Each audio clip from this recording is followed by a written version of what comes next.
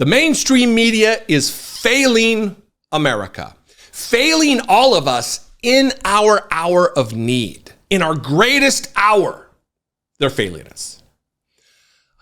I talked last week about the story of Sam Alito, the justice on the Supreme Court, flying the symbol that was adopted by the insurrectionists, the upside down flag.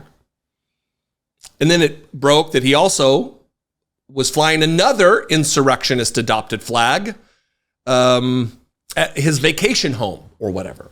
And now we're learning that the Washington Post actually went out that week in 2021, in January of 2021, verified the story, talked to the Alitos about it, and decided not to run the story.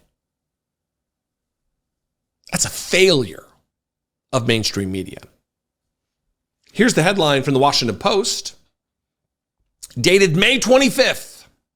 Wife of Justice Alito called upside down flag signal of distress.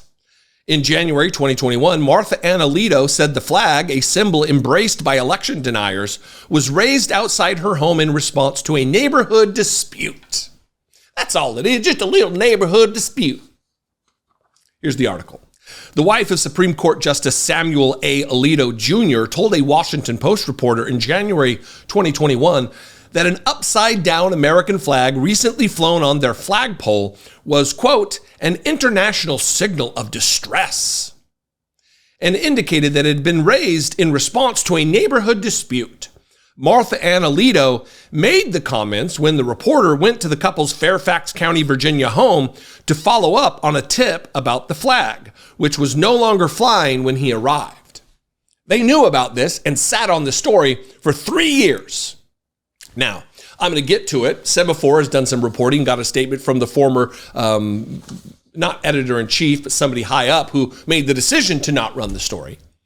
And the reason they give, I'm going to get to the rest of the paragraphs here from the Washington Post, but the reason they give is because it was a neighborhood dispute and also that it was pre-Dobbs. It was before we knew. There's just no way we could have known the ideological orientation of Sam Alito. No, just until Dobbs, what do we know? We don't know anything. And here's where the mainstream media comes in. This is why I'm attaching this as a failure on the part of the Washington Post, is this. The incident documented by reporter Robert Barnes, who covered the Supreme Court for the Post for 17 years and retired last year, offers fresh details about the raising of the flag and the first account of comments about it by the justice's wife. You see, there's something in reporting called access journalism.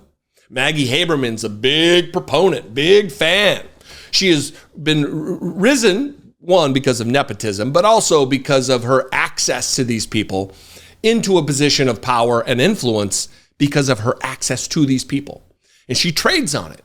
She decides what to post, what and what not to, what to report on and what not to, even though she's got all the information.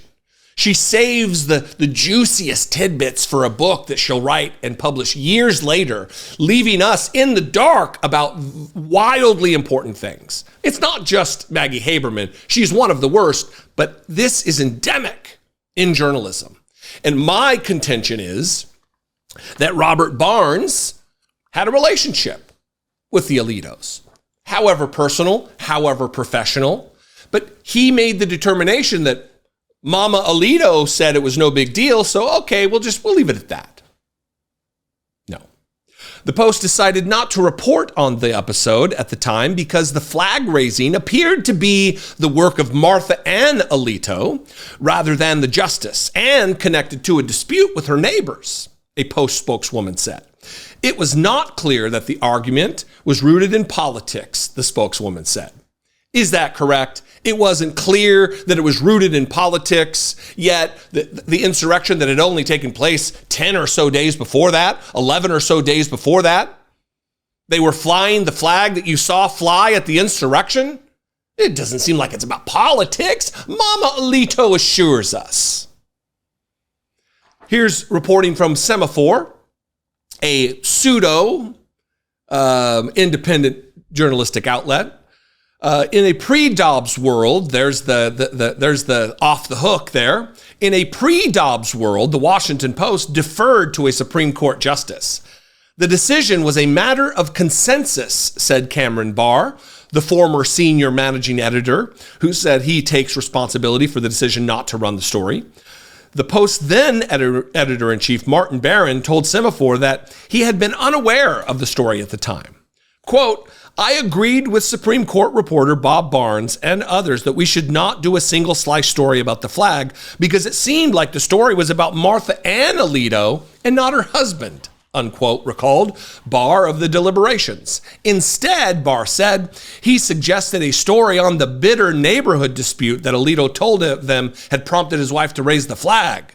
They would use the flag itself, he thought, as a detail in the story, but that story never took shape. And then finally, in retrospect, I should have pushed harder for that story, Barr said in a phone interview with Semaphore Sunday.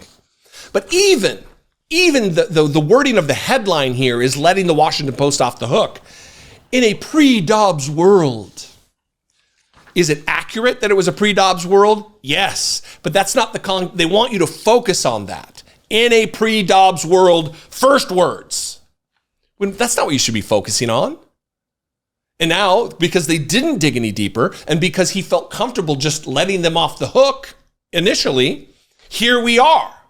3 years later, him sitting on cases that involve the insurrection, that involve the attempt to overturn the free and fair election, that involve a case trying to overthrow the United States government.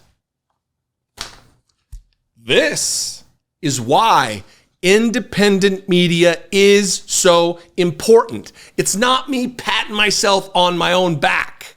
It's not me in some masturbatory effort to seem important. I'm far less important than 100 other creators on this platform. But the work that's done within independent media is critical. What do you think? I would love to know. You can leave a comment below. That would be fantastic. Read and share these articles. That is what's important for sure. And if you have something else to say, you can comment, leave me a voicemail, 714-576-4054. Of course, you can email me daily at dollemore.com. And if you choose to support independent media, whether it's me or someone else, if someone else out there brings you more value than me, does more for you than me, support them. But if it is me, if I do bring you value, $2 worth, click the join button below, become a channel member for $2. Go over to patreon.com/IDoubtItPodcast, $2. All of it goes a long way, and it's important. I love and appreciate you very much. Follow me on social media. I'm at Dollemore. I'll see you next time. Be genuine. Take care of one another.